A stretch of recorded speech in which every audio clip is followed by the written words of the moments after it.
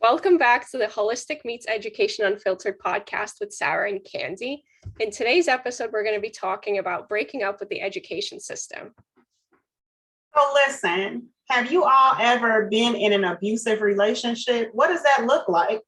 When you're in an abusive relationship, you don't feel like you have a voice, right?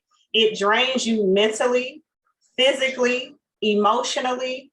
You see the red flags initially, right? But you ignore them. Why do you ignore them? Because you're hoping for the best, right? You want to see the good in what that situation is. But unfortunately, what ends up happening is it takes a toll on you, and it definitely could leave you, drained, definitely drained. So what we're talking about today is breaking up, like Sara said, with the education system.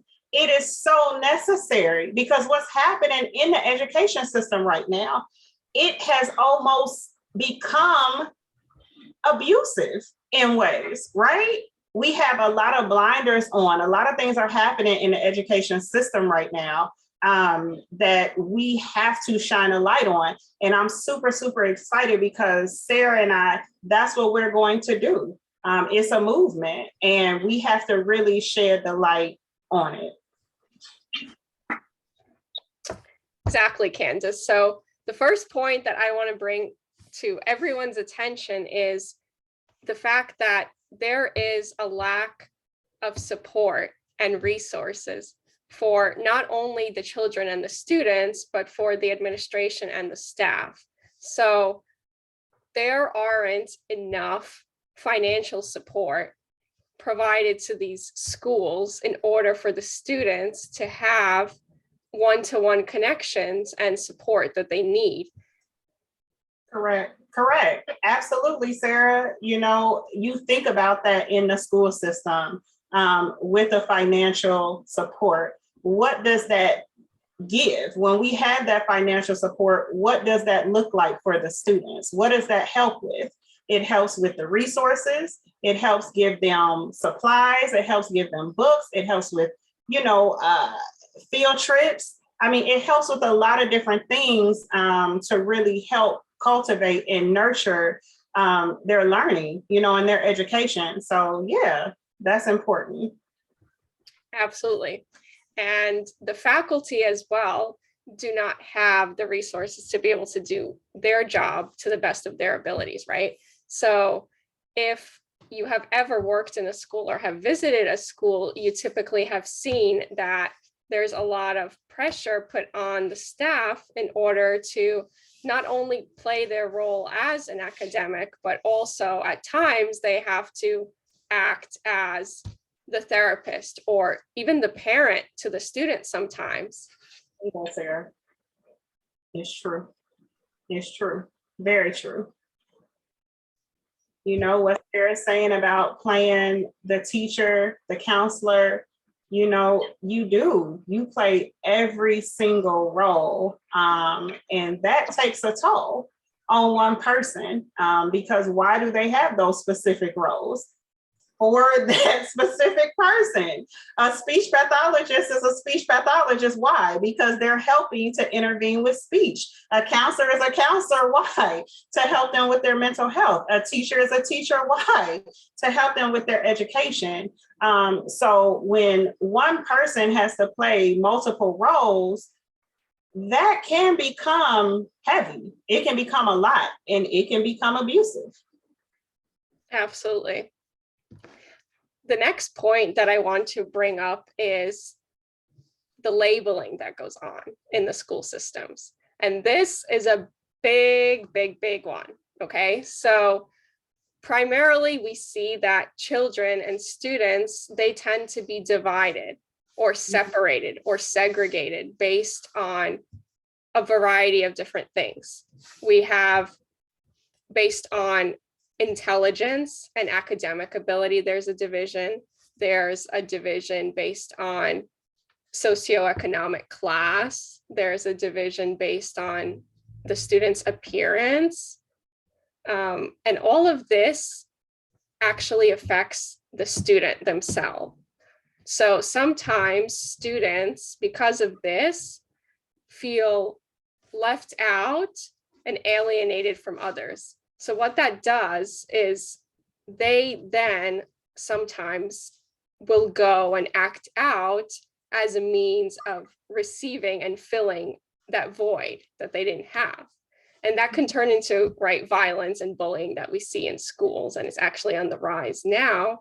And this actually stems from this big issue of labels and making children and staff and everybody feel separate from each other, when the truth is we really are all one, and we can't go through this world, really, this society, without being a community, without being together. Amen. Absolutely. I love what you said, Sarah, about community and about labels and how they do divide us, right? I think that's even evident in the world we live in as adults. You know, labels are put on us, and it's important to really understand that we are all quite the same. You know, we may learn differently, we may communicate differently. And like you talked about, socioeconomic status may be different, linguistic, you know, status may be different. All of those things may be different. However, when it boils down to it, we're all human, right? We all deserve to be treated fairly. We all deserve to be treated with kindness, you know, and with respect. And you can imagine, you know, even as an adult going into a situation and somebody has already put a label on you. Well, Sarah, Sarah is, she doesn't listen. She doesn't do this. I think Sarah has ADHD, right? Before you even come into a situation, they've already labeled you. And what does that do to your self-esteem, right? What does that do? Do you feel, Sarah, that you would be a part of the group? Do you feel like you would want to be that person's friend, right? No, absolutely not. And labels are incredibly challenging because they pose such a big burden on the person, which people don't actually realize. Both inside schools and outside, labels in general are so heavy. I think it's honestly the heaviest thing a person carries.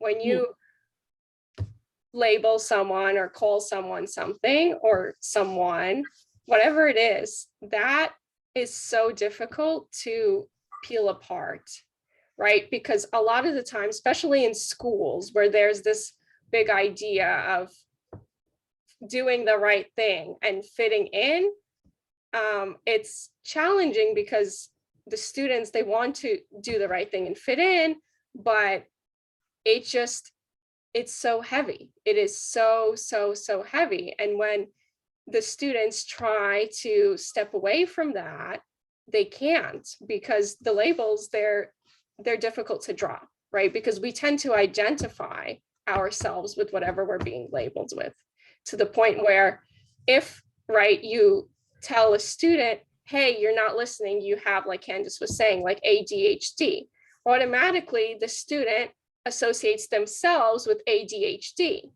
right? So it becomes this association that now, whatever and wherever they go in life, it's like, oh, I have this thing.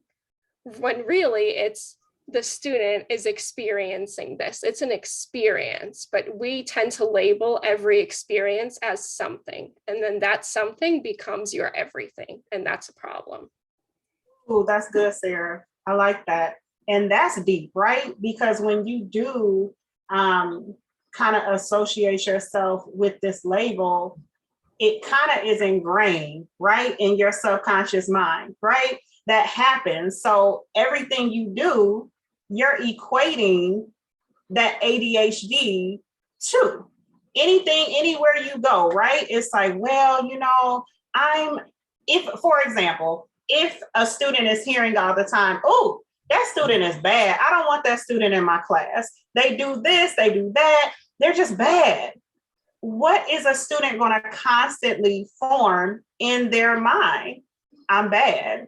no teacher really wants me, to be in their classroom. It's almost like a self-fulfilling prophecy, actually, right? So you go into the next grade level with a different teacher, you're going to not consciously, right? But you're acting out in a way because that is what you've identified yourself as being for so long. Other people have put on you, I'm bad. And one thing about children, that executive function, right? That in the brain is certain things that they can't understand the way adults can. And so when you're trying to identify yourself as a child, it kind of comes from other people. I mean, it does. So it is really important for teachers, for educators, for people to really speak life, into children and give them a positive outlook and view about themselves to help them to know it is okay to be your authentic self. It is okay to be you. You are appreciated for you. I'm not going to put this label on you, right? I want you to have confidence and I want you to be happy with you. Yeah. Exactly. And the other thing that I wanted to say along the lines of labels is that being in schools, this is the time when children, no matter what grade they're in, right, from pre-K all the way, even up until university, and even in university, this is when students tend to explore and learn more about themselves, right? Because growing up, most people have the environment that they're in at home, and that's a big environment. But their other major environment in life is at school or work when they are old enough. But school is really the time for children to explore and learn more about themselves, who they are, what they like, what they don't like. And then if they go to a school and they're thrown with different labels from peers, from administration, from whomever, that just confuses the child, because then the child is following through someone else's perception of them versus figuring out like, hey, like, I'm acting this way because I feel angry, or someone told me this really sad thing, so I'm gonna, cry or something like that, right? Versus the fact that, I got really angry, so now I have ADHD, and this is it. Absolutely. I love that, Sarah. And you kind of touched on with the emotional part, right? Like that social emotional part. When they are acting out and they are, upset or angry, I think it's important also to know, something that I think the education, that's why we need to break up with the education system, because I feel like what's happening is that is not being introduced enough into the school system, is really recognizing those emotions, really understanding that it is okay to have emotions. That is a part of being a human being, right? But it's understanding how to cope with those emotions and how to interact with others. And I love what you said about not associating that with ADHD, right? Or emotional, disturbance, these labels, right? Let's name all labels: emotional disturbance, autism,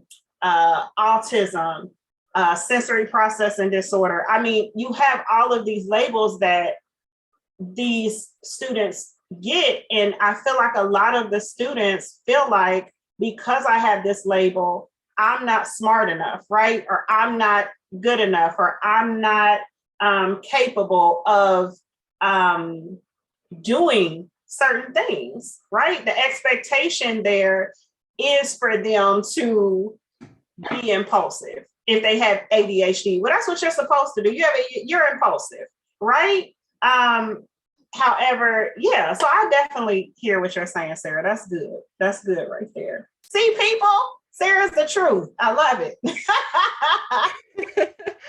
Yes. So the other thing too is that, remember, students and staff are in the school building, if it's a separate building than another building, from on average, right, 7 to 4, 7 to 3, or 8 to 4, whatever it is, usually in one room, sitting at a desk, right? As humans, right, as people, we can't function doing something for that long, right? It's not mentally the way, we're made to function. It's not physically good for the body. So when the students present with these emotions, sometimes it is just a reflection of the fact that there needs to be a change, right? You can't have this consistent, pace throughout the day, doing the same thing, sitting in one place for 8 hours a day. That's not healthy, right? Think of it when you were growing up as a child, right? Learning to walk. How long did it take you to walk? A year. Some people, little less, little more. It takes time, but every day is not the same routine necessarily. At 8 a.m. I go here. At 12 p.m. I have lunch. 3 p.m. I leave for dismissal. It's very difficult to go through the day with one emotion. It's very, very difficult, right? Because in any one moment, we have a lot of inputs coming in from everywhere. And our brain is doing the processing throughout the day and filtering out what's relevant now and sort of what we can process for later, right? So the fact that children are quote unquote acting out or being viewed as like having a behavioral issue is really just the child unable to process what they have going on internally and looking for some external help, for somebody to help them. And that's sometimes all it takes is a shift from the routine or the task that they're doing currently, right? That's good. Yeah, absolutely. You can imagine sitting at a desk all day long, doing the same thing. I mean, eventually you're going to be irritated. Eventually, that's going to have an effect on you. And absolutely what you said, Sarah, children have to kind of have that energy release in a way. Like they have to kind of have movement in order to kind of, again, release the energy to kind of help them to be more engaged and not feel like they're being held captive in a way. Because it almost does feel like, let's just keep it real. It feels like prison. It feels like prison. And that's just like an animal, right? And not to equate a child with an animal. No, I'm just saying when an animal is in a cage, right? And they've been caged up, when you let them out, what happens? What happens, right? That's just like we were in quarantine with the pandemic, right? All of us were inside for so long having cabin fever. What did that do when we finally got out and we were able to do things, right? I mean, we didn't know how to behave. We didn't know how to act. And like you said, sometimes with the behavior with students, that is true. Their behavior is stemming from the fact that they just need to release that energy. And of course, that is a part of development. Movement is a part of development. So you can imagine, if we know that, educators know that, then why are students forced to stay in a seat all day long, right? And do busy work? Why? Why is movement not something that is implemented in all curriculums, all schools? Why not? Why not? Exactly, Candace. This brings me to my next point, very similar to what Candace was just talking about, is the fundamentals are not being taught.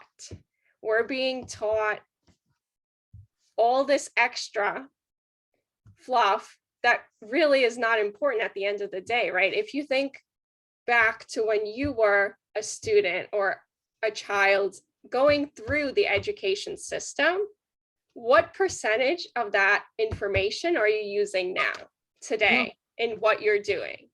What percentage of that is relevant, right? So the basics, the movements, the, nutrition, the processing of emotions, things like that should be taught, not necessarily taught even, but shown to the children, shown that this is your birthright. This is something you were born with, breathing, moving, eating. Like, this is so essential to the function of a child. But instead, the curriculum is some abstract history and math and science that maybe like 2% of the students will use, at a career later on in life. But most of the things, it's not necessary. And even so, parts of that curriculum can be adjusted, number one, to the learning ability of the child, right? Because no two children learn the same. It doesn't matter if they're both gifted and talented or both considered, having some academic, delay, right? Every child learns differently. So the fact that every student in, every class is taught the same information the same way doesn't work. That's another issue with the education system, right? There needs to be more of a funnel in terms of catering to the students, right? There's a way for the teachers and the staff to present information to 25 students, but have it come across to each student differently.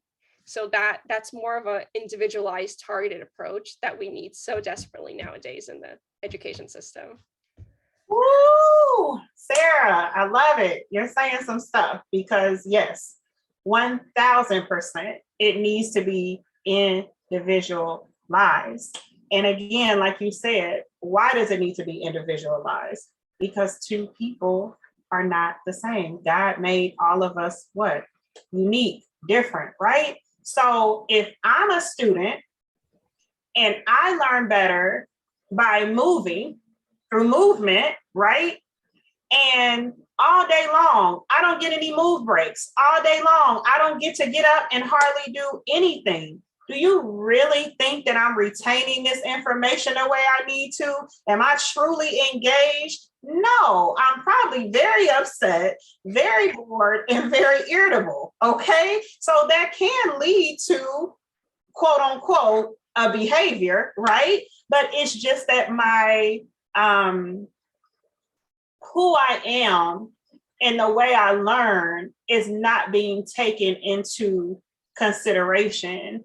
And I think I like how we're talking about this, because I think that goes into as well when things are individualized. What's kind of going on, with that child? You have to truly know your student. Do you know how many teachers are in the school system and they have no idea what's going on with that student outside of school?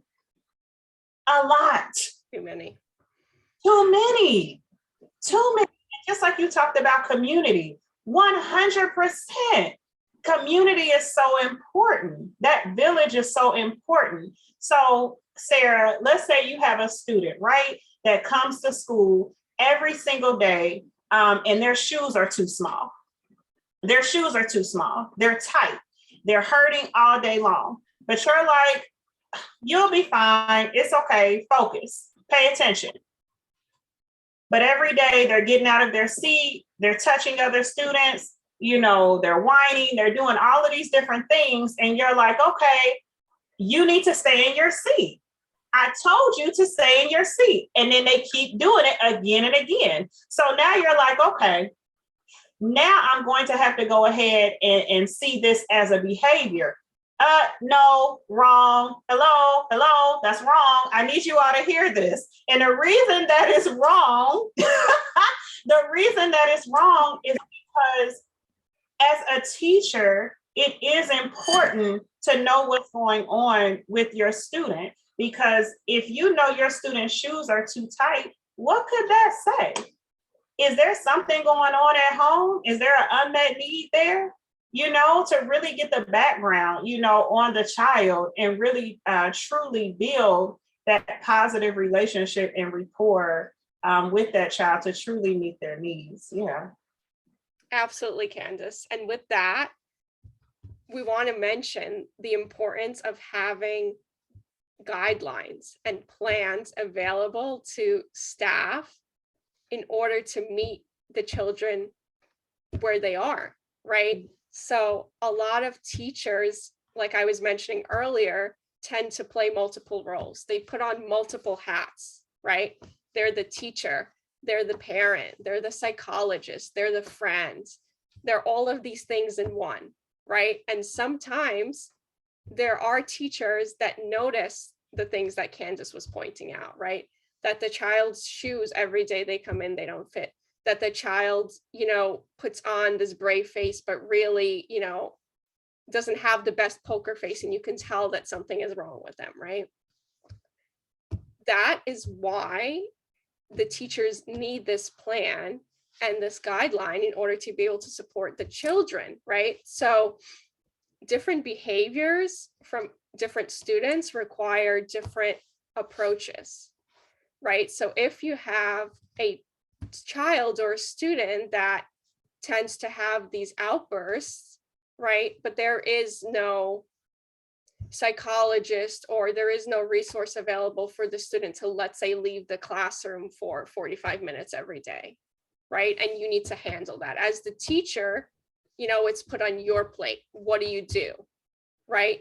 And it becomes very difficult because you're not sure what is okay to do in that moment and what is not only because this could be, such a larger issue that might need, extra resources and support, but also because the child can change within seconds, right? You can have a student have a complete angry outburst and then have a full-on meltdown the next second, right? So there needs to be a guideline for teachers to have how to handle certain behaviors, right? What happens if a student, that is, let's say, labeled as autistic or ADHD, how do their behaviors differ from, a child that doesn't have these, conditions, right?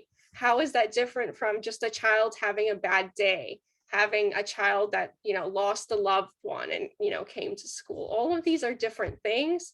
And the teacher has to be able to meet the student at every step of the way, right? Because that's what they're tasked with, unfortunately, some of the time, that they have to be in that situation as a teacher, as a parent, as a friend, as a psychologist, all of these things. And it's a lot for the teacher, right? So this is why they need to have these guidelines, and not only the guidelines, but they need to have the support from their administration as well, because this is a community process, right? The teacher cannot do this alone with the student. There needs to be the support of the other staff in the school, the principal, if there are, psychologists available, if there is, a nurse that is needed, whatever the case may be, but it needs to be a team effort, right? Because sometimes that one-to-one isn't enough. And sometimes there is a case where you need,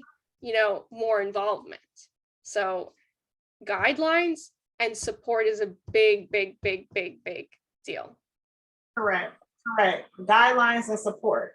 Listen, this is why we need you to truly hear the importance of breaking up with the education system.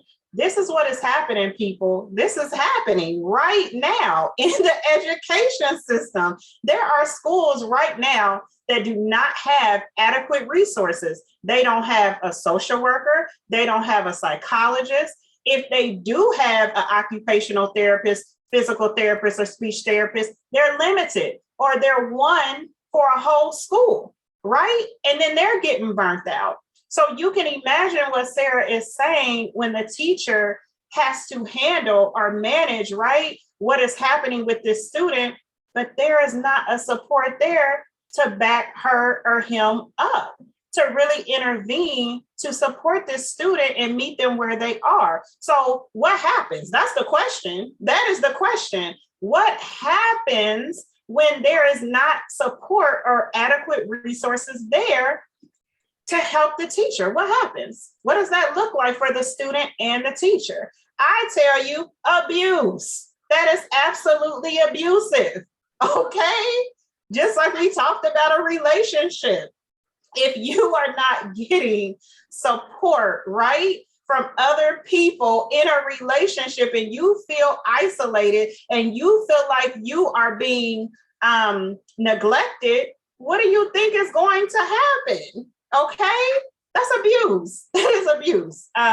So yeah, Sarah, I mean, it's real. It's happening. And I think a lot of parents need to be aware of what is happening with their child. You talk about guidelines, Sarah, and support. It's important for parents to know the guidelines and know their rights. I think that is something that, is happening. Parents don't know their rights. They don't know what's happening. Oh yeah, and it's a big problem, right? Because the way the education system is currently running is through this hierarchy system. And anytime there is a hierarchy, historically, we know that there is always abuse of power. Always, always, always. Now, if the issue is not handled or controlled at the top, it just trickles down to whoever is at the bottom.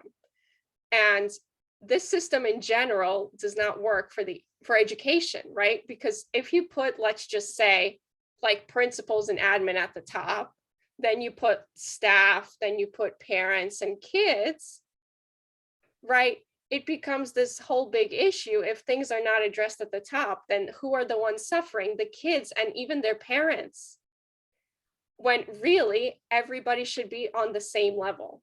It should be a community effort. It should be a team effort, right? It shouldn't be that the staff have all the power or the parents have all the power or the kids have all the power. It's everybody should know their role, right? Their boundaries, their guidelines. Everyone should be aware, like Candace was saying, of their rights, right? So it can't just be that all the pressure is put on the staff and the admin, right? The parents need to step in too. And if they are not aware of what their rights are, they need to make the effort to educate themselves on that, right? Because that's a big thing. It's children at stake here is children, right? And a lot of the children are not even, they don't even know who they are completely, right? Some of them don't even know their rights. Some of them are not capable of verbally communicating, right? So it's very important for their team to be in their corner at all times. Yes, absolutely. There we go. To be in the corner, right? And I think parents, I really, this is exciting because this is an opportunity, parents, for you all to listen to this Unfiltered podcast, because that is what we're here for. We're here to shed a light for you. We're here to open up your eyes, to take off the blinders of what's happening, and for you to know your rights, for you to have a say-so on what's going on with your child. Because at the end of the day, like Sara said, it is about the children, right? We all have to have the same mission, and that is making sure the children are successful. That could be subjective, right? What successful means, but what we mean by being successful is being emotionally, being mentally, and being academically healthy, right? That is the goal. That is the goal. And that's why we talk about holistic, right? It's the whole being of the child. And it takes a village, it takes a community, it takes a team, it takes everybody, right, to make sure this happens. But if there is a lack of understanding, if there's a lack of knowledge, understanding, resources, support, guidelines not being effective, all of these things that are happening, don't you think that's going to take a toll on the well-being of a child? Because like Sara said, it's a domino effect, right? It comes down from, you have what, admin, you have staff, you have parents, and you have the children. So if everyone is not on the same page, come on now, what do you think is going to happen? Honestly, this right here is really serious. Like, man, it is. Good stuff, Sara. Good stuff. Yes. So what I want to leave you all with, parents, if you're listening, teachers, if you're listening, staff, whoever is listening to this podcast, you have the opportunity now, today, to make the shift, to break from this education system, right? So the first step is awareness, right? You want to take a bird's eye view of your situation, whether you have a child in the education system, whether you are working in the education system, whether you're, a relative of someone that is in the education system. Take a bird's eye view of what's going on, right? Because without knowing, you can't accept the situation and you can't take action in order to change, right? So take a good look at what's going on. If you have children in the education system, talk to them. Make the effort to speak to them, ask them how they're doing, right? Because this is a big topic nowadays. A lot of children, a lot of people put on this persona that everything is fine, everything is great, everything is okay. But really what they need is, they need that other person to check in and be like, hey, what's going on? All they need is for someone to just ask. And sometimes that's all it takes. So definitely check in with your children, your staff, your admin, with everybody. Also, make sure that you are, interacting or trying to interact with everybody in the education system, right? So if you have a child and you can speak to the child, great. Try to make an effort to reach out to other, people that belong in the education system. Have you ever reached out to the teacher of your child? Have you tried to interact with, if your child needs other services, the psychotherapist, the physical therapist, all of these integral parts of your child's education. You want to make sure to connect with everybody. Absolutely.